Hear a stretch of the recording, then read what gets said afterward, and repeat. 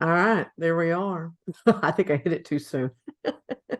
Ah, This is Deborah Colleen Rose and Luann Morris, and Crystal Teague is at the allergist. She must be allergic to us, so she's not here. She may pop in later. And this is Miles of Smiles Events, and we're talking again. Watch out, right? right. Watch out. You never know. And we're at the Crystal Clear Point Studios. There's a reason why we call it that because it involves part of my address. And this is obviously my home office, my home studio. So, what are we talking about today, Luann? Well, it all stems from you watching a documentary, right? Yeah, I'm going to tell you that I'm still discombobulated, I guess is the best word. I watched a documentary last night about the life of Rock Hudson from the perspective that he was a Hollywood icon and he was the heartthrob and the great leading man with Doris Day and Elizabeth Taylor and all these wonderful Laurie Piper, all these wonderful actresses, but that he was gay and that all of Hollywood knew. So it was like this well-kept secret, but it wasn't a secret because everybody knew. But the thing that they talked about in the documentary was not just the fact that he had this double life, was that he led his personal life very openly in his personal society. He didn't really go to a lot of trouble to hide it. And in fact, he even lived with a man early on in his career. And they had a big, write up about him and his other Hollywood actor. And uh, they made it look like they had separate bedrooms, but they didn't. It was only a one-bedroom apartment and things like that. And so he just seemed to be very comfortable in his own skin. But then, of course, Rock Hudson became the face of AIDS and HIV because he was one of the first people that was well known, that was famous, that died from it, and how that actually changed the way. Um, I don't think it was just America. I don't think it was just the United States. I think it was the way the world perceived AIDS.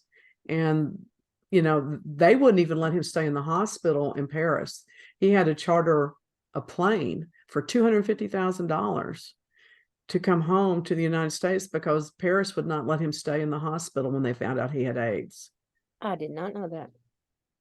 I mean, and I don't know, it just brought back a lot of memories of that time for me, and how horrible it is. And now you see on TV these ads for pills that will keep you from getting HIV, which is wonderful. I'm not saying that's not wonderful, or that you can take to help spread keep from spreading HIV. Right. And it's almost as casual as like getting a flu shot, is the way it's presented on the commercials. And it's just how far we have come to where I Well, mean, go ahead.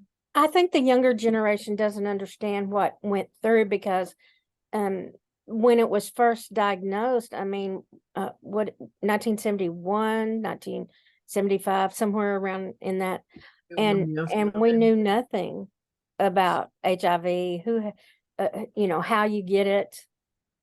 Um, No, it was called the gay cancer. They thought it was a mhm. form of cancer, and they didn't know anything about it. And there was one case, and then there was 10, and then all of a sudden there was 10,000, you know. And Well, and I think that I, of course, had friends from high school that actually got it, but when I went to the cemetery one time to see where my parents are buried, I saw one of the young men that I just took him under my wing because he was so young and he was in the band with me and he didn't drive because he was young. And uh, I took him back and forth to band practice, and he was just the best person ever. And when I saw that in the cemetery, I just wanted to say, what? So I called a friend that I knew. She was married to his stepbrother. And she said it was AIDS because we didn't know anything about HIV during that time. We didn't know how anybody got it. And he continued to be sexually active. with men, and you know, it was a devastating thing. But I think that, let's put it in perspective. The first case was in 1959 Was it really? I in didn't know. Africa. In Africa. They think that originally what happened is it went from either apes or gorillas to humans, because there was a lot of hunters that gathered the meat. They called it bush meat. You know, that's whatever they found in the wild, and they were either bitten by the animal or they cut themselves while they were preparing the meat. Oh my gosh. And so it took that long, 1959 to 1970s, to get to America. And it was, I was trying to find the article I was looking at, that, and yeah, that's a surprise, but it has a timeline. Like 1959, they even diagnosed who it was. I mean, they even knew who it was. His name was David Carr, and then it was in Congolese. Was he a hunter, or was he a, Yes, he was a okay? hunter. Was he And a then, Native African? Was he a Native African, or was he there traveling? it does Hunt? not say that. He was, oh wait, he was apprentice printer. And they called him a sailor because he had served in the Navy from 55 to 57 in England. Oh, so he was not a Native African. No, but he lived, Wow. yeah. But then cases came up in Congolese, 59, 60. One was the first one was a man, the second one was a woman. 66, 69. This man was African American, died in a St. Louis hospital from Kaposi's sarcoma, which is a secondary infection associated with AIDS. And then in 73, they found it in Ugandan, oh my stars, Ugandan children. By this time, it was already in America, but How do you think the children were getting it, from eating well, bad let's meat? see. Because I've never heard that about the children either. This is the benefit of having a retired nurse around. Well, you just do a little research. That's what you do. So they think they got it through frozen blood serum. The children had Oh, needed to, you know, help them get through whatever was going on. And so it was, all of this is retroactive. Once the virus was discovered and named, that then they went back into these cases and were able to identify. So this was not like it started out as identified. It wasn't no. until we truly found out that it was the virus. Then retroactively, they went back and did research and looked at slides from blood and things from people back to 1959, because they were mostly unexplained deaths. And of course, they knew what the sarcomas were. They knew another one was Burkitt's lymphoma. Hmm. They did the pneumonia. What the heck is the name of that pneumonia? Yeah. Pneumocystic pneumonia. So these are things that came about because the immune system was compromised. So it wasn't until the AIDS was identified.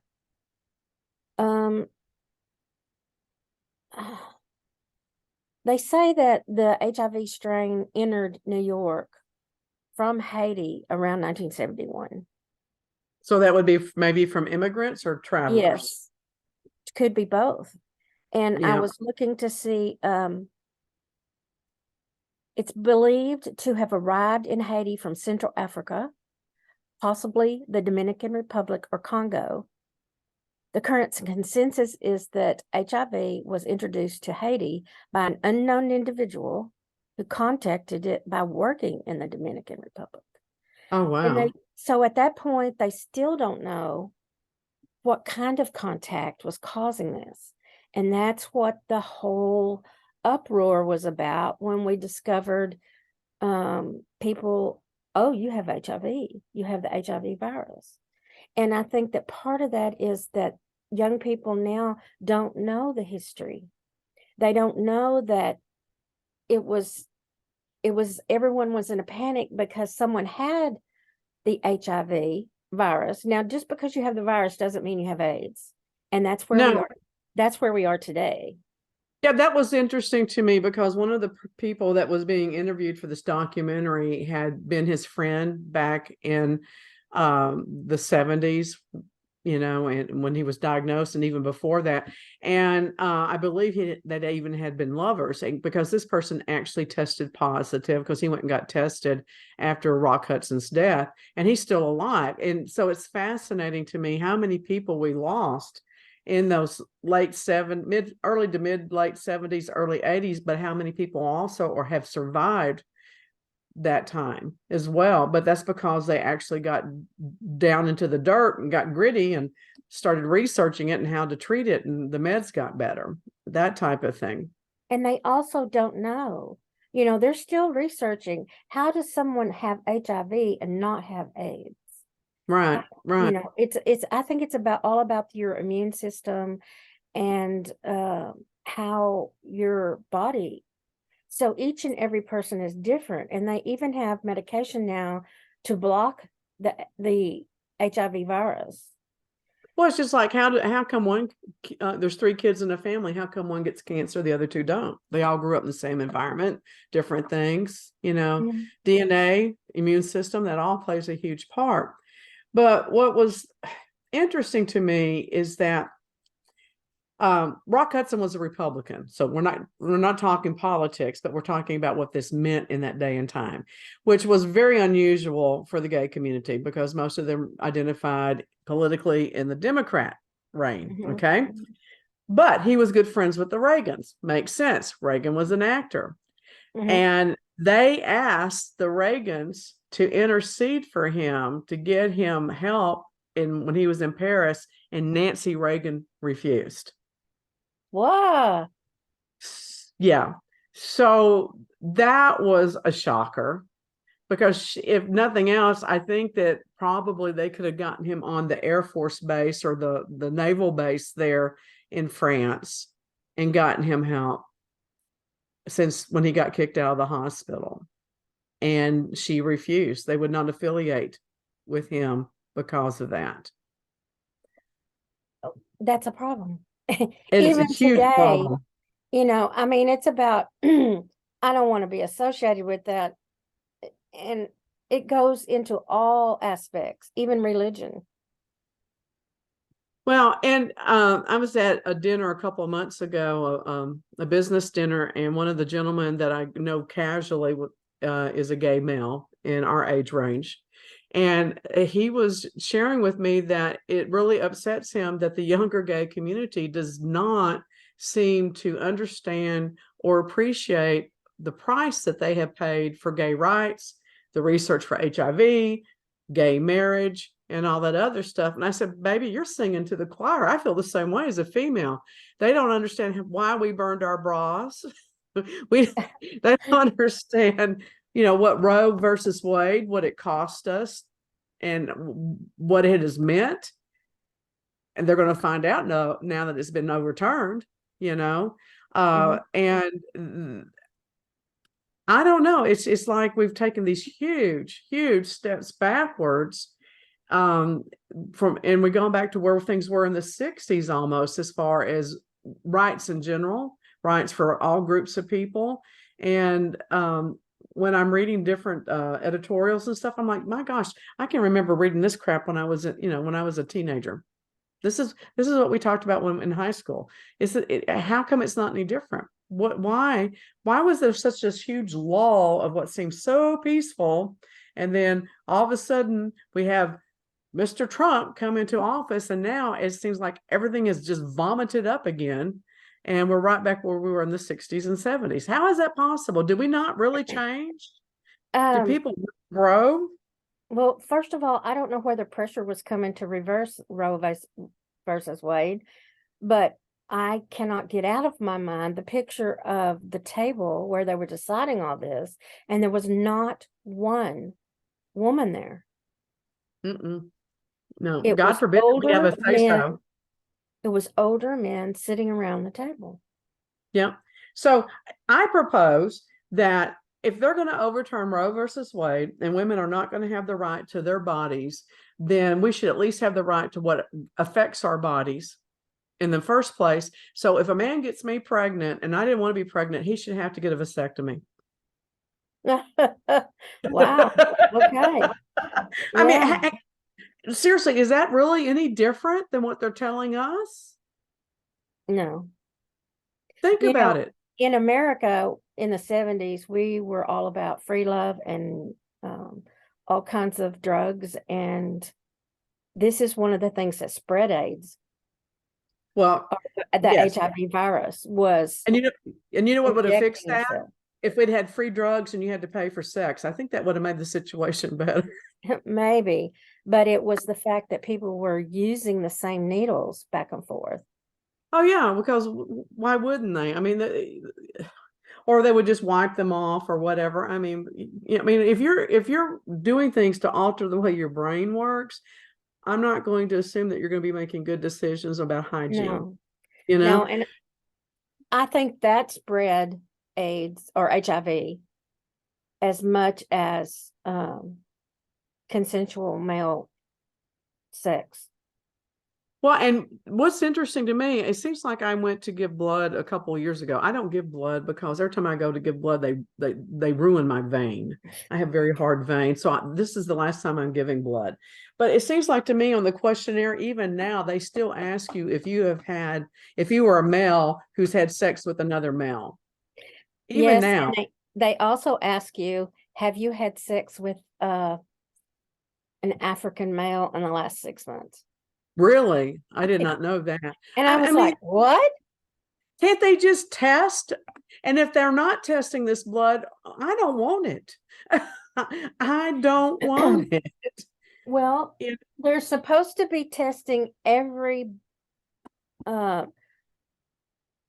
donation.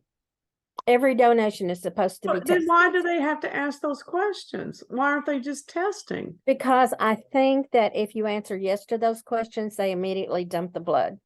That's my point. But why? If they're testing it, why? Why can't they just test it and say, yes, it's clean? No, it's not. Here we go. I mean, because do you know I how can't many answer damn that. drug addicts? Do you know how many damn drug addicts go to the plasma clinic Yes, and get lots. plasma because they Yes. pay like $50 a serving, whatever they Yeah. call it. So I mean, are you kidding They call me? it a donation, Deborah. I call it a serving. So whatever. They take their junk and they pay them $50 for it or $40 or whatever the going rate is now. And most of the people that do that are people that are down on their luck because they need the money. And there's a reason why they're Right. down on their luck oftentimes. Okay. So this whole thing is just, I don't know, maybe we're getting old and I don't know. But this whole thing, and then on top of that, to add fuel to the fire for me last night, I'm watching the History Black sitcoms. And I have decided, everyone goes, well, have you ever watched so and so? And I'm like, no, never seen that, never saw Dynasty, never saw Dallas. You know why? I quit watching sitcoms as a rule when Norman Lear quit making sitcoms. Yes, he was very good at it. Because otherwise to me they were just mindless, stupid ridiculousness.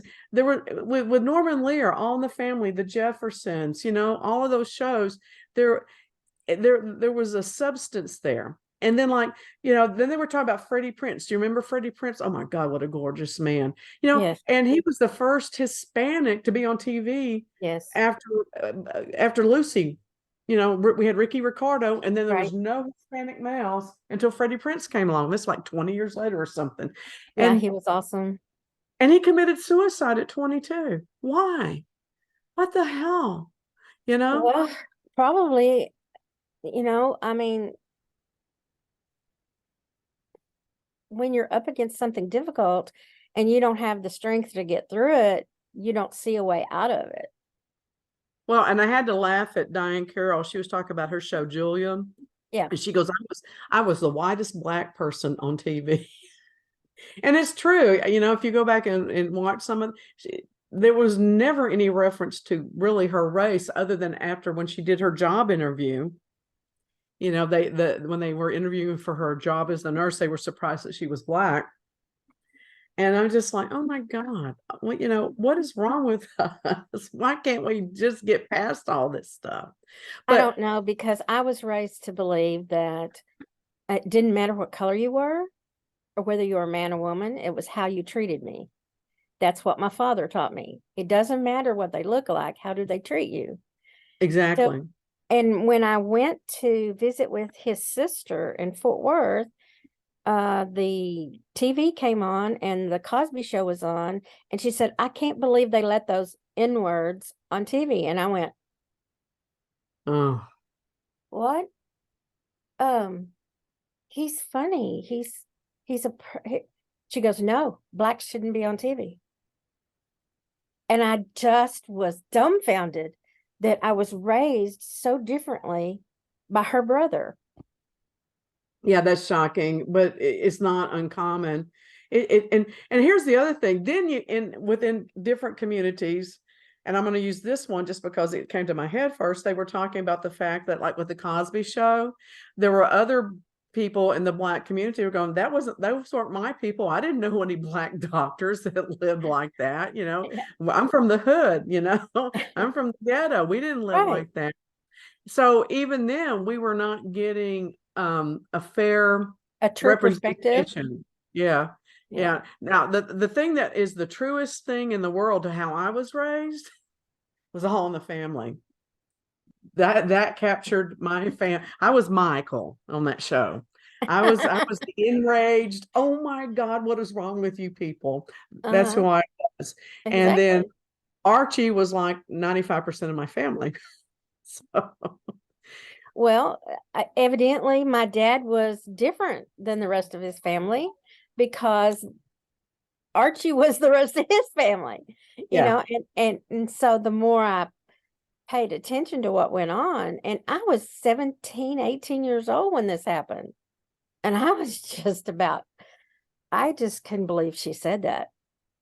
Well, I've had a lot of, I don't know, I guess they didn't seem unusual to me really, but I think compared to what most people my age and being white may or may not have had these kind of experiences, because like in elementary school in Arkansas, I had a good friend that was black, and she and I used to get in trouble a lot because her black friends would be mad at her for having a white friend, and my white friends would be mad at me for having a black friend. And I can recall several instances where she and I are standing back to back fighting off people who are trying to attack us because we're friends, And I remember one time saying that I wanted her to come spend the night, and she goes, oh, I don't think that's going to happen. And I said, no, I think I can talk my dad into that, because my dad would give in to me on a lot of things. But she goes, well, it's not your dad I'm worried about, it's mine. And I was shocked. I guess I was in third grade, fourth grade. I was literally shocked that her father would be opposed to her coming to my house because I was white. It never occurred to me that swing went both ways. Yes, it does. Yeah. So that was something really, really interesting to me. And that same year, I got beat up by two older black kids on the bus, and they thought I was being racist when I was actually just doing what I had been taught. I don't know why, but they were like, I guess I was looking at their candy bar, and they're like, you want a bite of this? I'm like, no, thank you. And they're like, you want a bite of this? I'm like, no, thank you. And they go, here, take a bite. I'm like, no, thank you. I was told you don't eat after other people because there's germs. Mm-hmm. Okay. All right. So they wound up shoving the candy bar in my mouth and beating the crap out of me because they thought I was being racist because I wouldn't eat after them. Okay. And that was not what was going on. And I mean, there was a big hullabaloo over that. And my dad was a police officer and wound up taking me to school in the police car for a long time, and not letting me ride the bus and stuff. I mean, it was just ridiculous. It just outrageous. And I think that that is the beginning of my super consciousness being aware that you have to look at both sides. Right. You have And to see the big picture. I tried to teach my children the same thing. Doesn't matter what color somebody is. It doesn't matter if they have one leg or one hand, or it's how they treat you. And I think that they're both more tolerant because of it. But that's where it has to start. Even with a disease, even when we're scared to death that maybe we'll get that disease. Well, and I tell Because you what frustrates me though, all my life, I have a natural curiosity. So when I see someone different, I want to talk to them about what I see because I want to understand it. Mhm. Man, I'm not the most diplomatic person in the world. No, you're not. But So it's there's no reason to think I was better at it when I was younger. Okay. a And I can't tell you how many times that people would just get infuriated and enraged at me because I'd ask them about their skin color, their ethnicity, their disability. I just wanted to know. And to this day, I still do it. And knowing that I might make them mad because I still want to know. Because in my mind, I'm thinking, well, they should be glad that someone wants to talk to them about it and really sees them. But not everybody feels that way. But I don't care. Well, I, I remember when my oldest child, he was about 2 at the time, we were going somewhere and he looked up and he went, "Mom, that man is chocolate." I said, "Yes, son, he is, isn't he?" Because I didn't want to use the word. He goes, "Why?" And I said, "Because he has cells in his skin that get darker with the sun." Well, I can remember as a young child telling my grandmother, I don't know why they say they're black. They're not. They're purple. So, I was a but stickler for accuracy. but I just simply explained to him why the man was chocolate, not because, and I wasn't going to say black. He Yeah. said the man is chocolate. Yep, he is. Yeah. I always liked it on Big Bang Theory because Raj always says he was beautiful mocha. I always thought that was great. I'm like, Yes, me, yes. I'm just I'm cream just cheese. mocha. Yes. There's nothing more unappetizing looking than cream cheese. Let's just be honest. And I'm just cream cheese. Well, I think that we as parents are the ones that influence our children and how they believe. And if you automatically start talking about differences and how terrible it is, and I don't, I don't know. I let my children decide for themselves. Well, And I was not really told I had that right. I just took that right because I don't know. I don't know. I've just been weird. I don't know how I got into my family. I've just always been really weird. And, it but is. like, going back to the HIV thing, um, the really height of that in my personal life was when I had my bail bond companies. Mhm. And so I had a lot of different types of people working for me. And I had several gay men that worked for me, both in my business and also managing some rental properties that I had and stuff. And Danny was in charge of a lot of this stuff for me. And he was also remodeling the house that I was living in. And he had not told anyone that he had HIV. And I told him one day, I said, I know you have it. He goes, okay, well, I'll pack up and leave. I said, I didn't fire you. What's wrong with you? I said, I can't do this without you.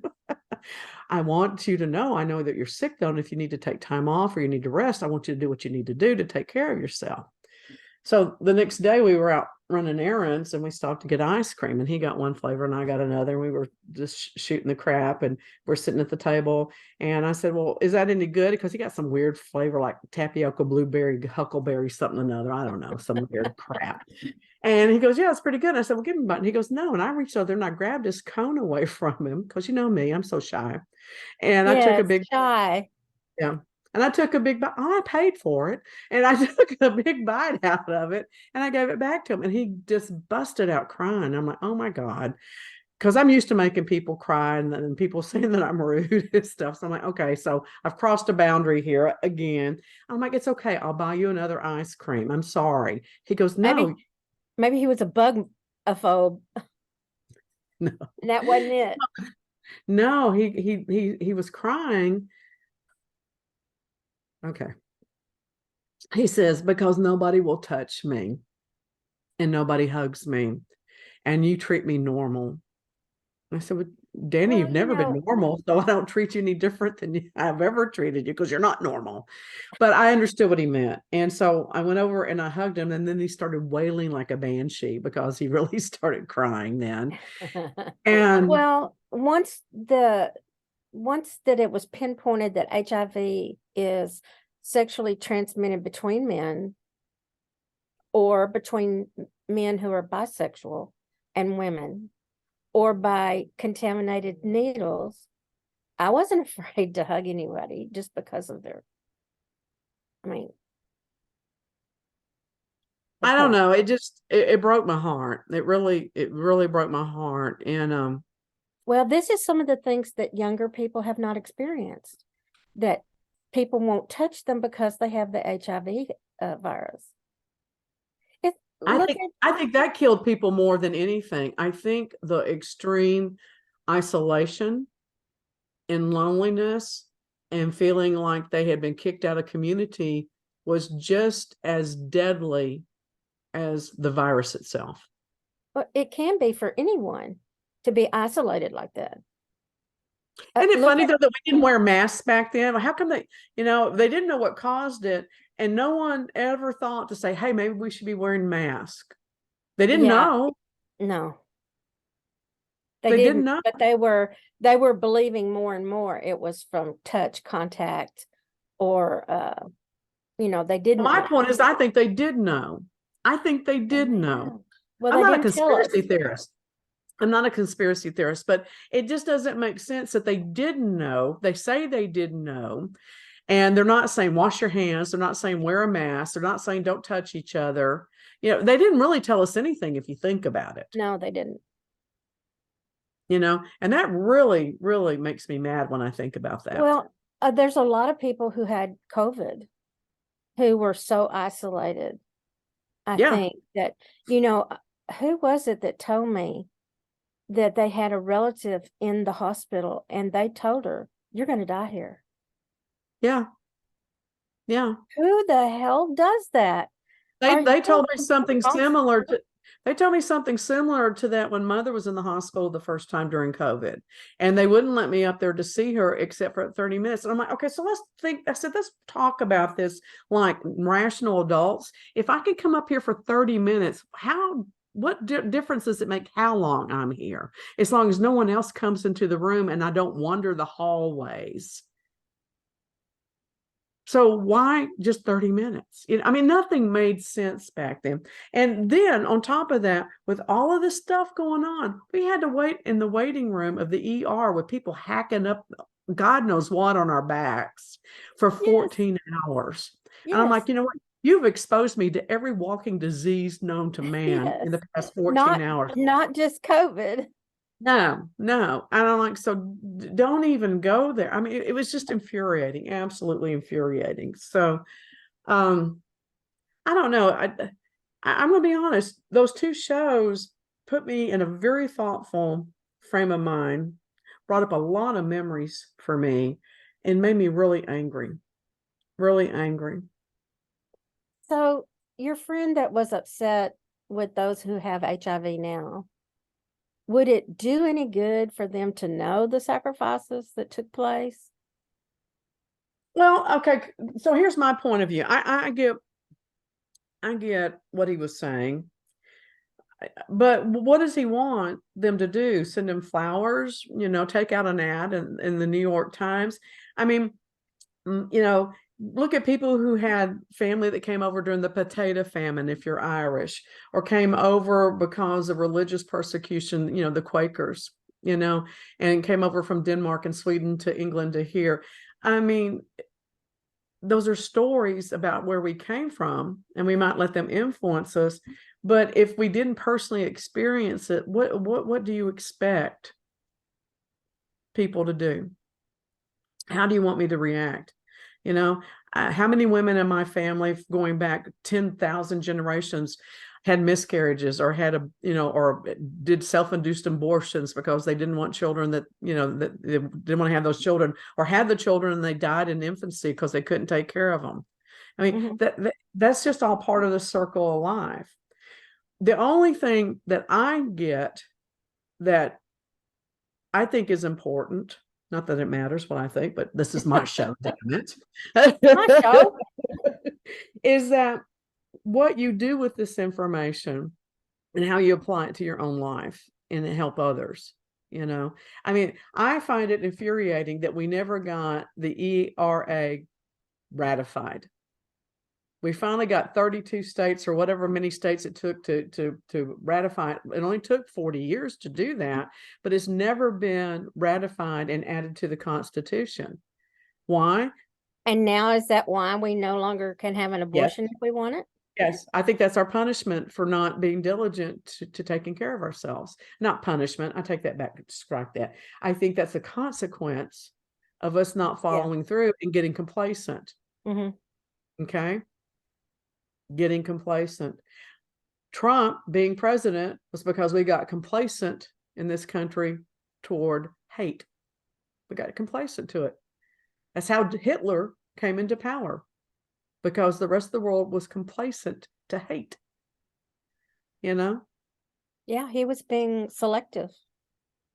So now we have a new group that I think is moving into the forefront arena, and that would be the transgender community, working for rights. And the only thing that frustrates me is I see these groups, the gay group, we have the transgender group, and all of those extensions, and I can't remember all of them, so I'm not going to try and embarrass myself. We have different ethnicities. We have different sexes. Why can't we all just get together in one big group, one huge group, and say, damn it, we want everybody to have this right.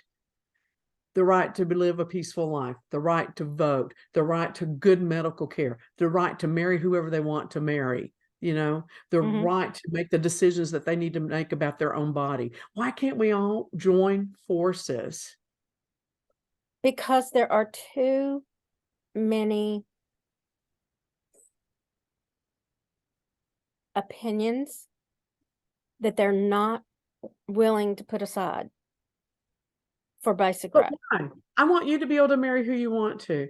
I want he, she, they, them. I want all of that group to be able to marry who they want to. If you don't like who's competing in sports, just don't fucking compete. If you don't think if you're only doing it because you want to win and you don't think you can win, don't fucking compete. I mean, who cares? And I say this because in so many things, when I was growing up, I was the only girl in there. I was the only girl playing baseball with the boys. I was the first girl to take wood shop in my school district. They told me that girls don't play trombone. I played trombone for 6 years. So I didn't know it at the time, but I was born a feminist. No, what I was born was that I was not going to be held down because of someone else's assessment of what I am. And if we would just mind our own damn business, you wouldn't know if he, she, they, them, what they're doing. I think that goes back to more like of what I was telling my children. How does that person treat you? Do they treat you with kindness, love, acceptance? Then you treat them that way. It doesn't matter if they're gay, if they're black, if they're brown. And we're not teaching that. A lot of areas in the country will never teach that. Well, I'll tell you what's interesting. It doesn't matter if you're gay or whatever, because I'm here to tell you, I dated a lot of gay men and they loved me. I was married to a gay man. He loved me. He needed the freedom to be who he was more. But he even to this day tells our child that I was the best sex he ever had. So go figure. Yeah, and because there was so much pressure for him not to be gay, Yes. he, I feel bad for him. you know, that he probably thought, well, I can live with this woman because I enjoy her. He had a lot of other issues. Being gay was not his issue. It just wasn't. If he hadn't had the other issues, I firmly believe that with a little work, we could have found a way to make our marriage work because I'm a very open-minded person. Mm-hmm. Um, so, and I don't know that for sure, but I was willing to try. I was more than willing to try to save our marriage because I had enough respect for him and I loved him. And, I didn't marry him for one reason. I married him for lots of reasons. I liked him. As it should be. He was good company. We had wonderful philosophical conversations. He, I don't know, I just don't think people try hard enough.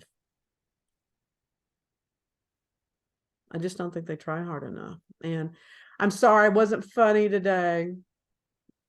Well, it was, a serious conversation because, I mean, I understand that you get frustrated. Why can't people just get along? Why can't they put aside their differences and their hate? But some people have been taught this from infancy, and they do not think for themselves. I mean, obviously, my father thought for himself when the rest of his siblings were not on that page. Well, but that's the key, Luann. I really do think is that people don't think, they react. Okay. You don't have to be a product of your raising because that Right. means that you're a mindless group of cells moving through life because it's been trained like a dog, Mm-hmm. and Yes. you can. So I don't know who taught me to question everything, but that's what I do. I don't know if it was a teacher. Um, I don't know. I will say this: my perhaps you dad. just came into this life being inquisitive, because I know I asked 5,000 questions all the time. And I Maybe can also remember being in downtown Wichita Falls, looking up at the building and saying, I wonder how they get that marble to stay up there. I And know. and the person I was with went, who the hell cares? As long as it Yeah. stays up there, I don't care how they get it up there. And I'm like, okay. But I have always wanted to know why, how. I always ask questions like that. I still do. What do people think about? This is one question I want. If you're not walking around going, well, why does it do that? Or why is it happening like that? Or how did that happen? What the hell are people thinking about? Themselves? Bore, bore, bore. I'm going to They're tell you, either most people thinking just not that about only interesting. things, they're thinking about only things that affect them, and that how that marble stays up there does not affect them as long as it stays up there. Yeah, when it falls down, they're going to be asking a lot of questions. Going to be asking a lot of questions. Well, I just don't think that the majority of people are curious enough, questioning enough. I guess I just never moved out of that toddler stage of why. That's pretty much. Well, and now I do it a little bit better, like, and how does that feel to you? Or, and how do you think that affects us? And so I use different words now than just I don't why. care how they feel. I don't care how they feel. Because you know what? People are going to tell you how you feel whether you ask them or not. So I quit asking because they're just going to damn well tell you. I don't care how you feel. Why do you feel that way? It's always why for me. So that's how you feel. Great. I get it. You can see it on your face. I can feel your energy. But why do you feel that way? How do you justify that? And then how do you live with yourself while you feel that way? Because you're wrong. I All don't right. know You know, what I'm it is. preaching good. You know, I'm It, preaching good. Pass that plate. well, it's not, it's about, I don't know how you get people to set aside their issues. And I don't think it's something that you and I can do. I think it's how people are raised. Okay, I'm sorry. I have to interject something. I don't know what the hell's going on with my Zoom, but every time I move, it does a hand gesture like a thumbs up or waving a hand. It's just doing it on its own. It's annoying me. I'm terribly sorry. Did you say Zoom was doing that to you? Yes. You know that reaction icon at the bottom there, where it has all these things where you can, oh, recognize hand gestures. Let me turn that little sucker off. Because every time I move my hand, it would do something, and I can see it on the screen. And it's annoying the hell out of me. Well, Sorry. there are people that call me Pollyanna. And there are people So, who call me Squirrel Girl. Squirrel. but I just, 'Cause I see the best in people, and until they do something to me, then I take it at what I see. well, see, I get accused of being an angry person. I'm not angry. I'm disappointed. And here's why. You see that the best in people until they don't do the best. I see the best of what they're capable of. And when they don't do it, I'm disappointed. I'm very disappointed. So, you know, it goes back to what I always say is I'm going to have this on my tombstone. She loved the concept of humanity, but couldn't stand humans. I think that's a nutshell. Yeah, I really do. my son says the same thing. It's too peoply out here. It's two people. All right, give us a final thought. I've decided that we're going to start something new, and when we do our podcast, you're going to do the final thought for the day when we close. Final thoughts. I encourage young people to do the best they can do with their children. And if they want their children to be open and honest, they need to treat them open and honestly. Treat them like they're humans, not little dogs you've taken to raise. Right. Teach them to be the best they can be and to step up to their potential. There you go. Yes. There you go. Teach them to live up to their potential. Teach them to push that potential. All right, tell them where they can find you, girl. You can find me at herbal-lou.com. That's where my herbal stuff is. You can also find me at herballou1105 at gmail.com. And this is for this podcast is part of Miles of Smiles events. So you can find us on our YouTube channel. I'm Deborah Colleen Rose, and I do a little bit of everything lately. It seems like you can find me on my private investigation page. You can find me at Deborah Colleen Rose, which is my coaching page. You can find me at milesofsmilesevents.com. And if you go to the DCRenterprises.com, all of my companies are listed. So anyway, we will see you next week, and y'all have a great week.